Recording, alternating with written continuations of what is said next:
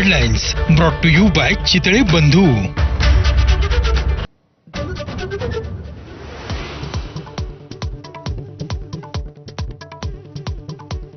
दोन लोकल एकमेकांवर घासल्यामुळेच मुंबऱ्याचा अपघात झाल्याचा प्रवासी संघटनांचा आरोप.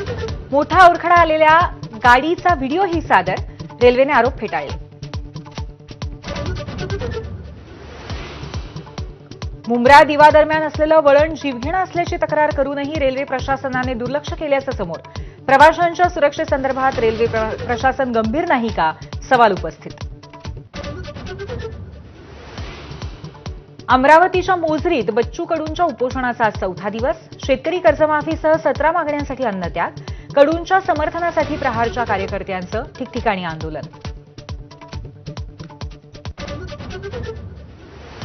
पालकमंत्री चंद्रशेखर बावनकुळे दमदाटी केल्यासारखं वागले. त्यांना सत्तेचा माज असल्याची बच्चू कडूंची टीका.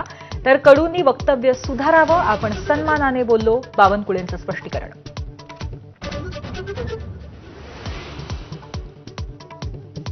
शेतकऱ्यांच्या प्रश्नासाठी छत्रपती संभाजीनगरमध्ये अंबादास दानवेंच्या नेतृत्वाखाली ट्रॅक्टर मोर्चा. क्या हुआ तेरा वादा म्हणत आंदोलन.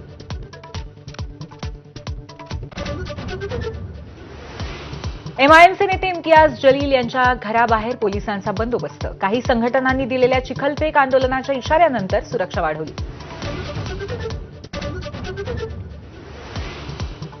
सामाजिक न्याय आणि आदिवासी विभागाचा निधी वळवला नाही. सामाजिक न्यायमंत्री संजय शिरसाटांच्या भेटीनंतर चंद्रशेखर बावनकुळेंचा दावा.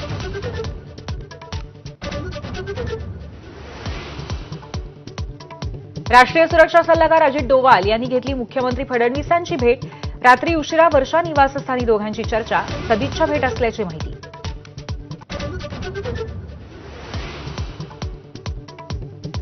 मराठा आरक्षणाच्या वैधतेवर मुंबई उच्च न्यायालयामध्ये आजपासून सुनावणी. पूर्ण खंडपीठासमोर होणार युक्तिवाद.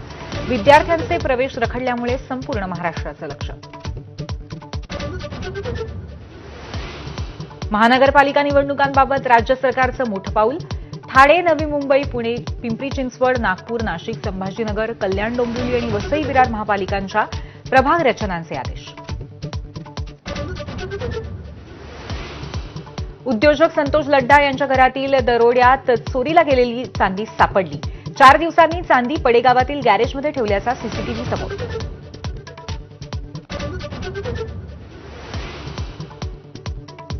साताऱ्याच्या कराडमध्ये 2 नामांकित डॉक्टर महिलांचे अश्लील व्हिडिओज बनवायचे.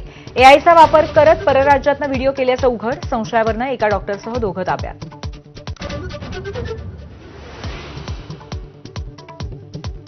दगडी खाणी क्रशर्समधील ट्रकमुळे नागपुरातील 22 गावांमधील रस्ते खराब अवस्थेत.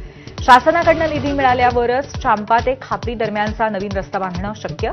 पीडब्ल्यूडी अभियंत्याची माझाला माहिती.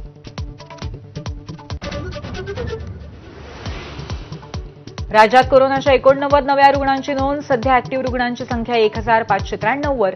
तर मुंबईमध्ये आतापर्यंत 719 कोरोनाबाधित रुग्ण.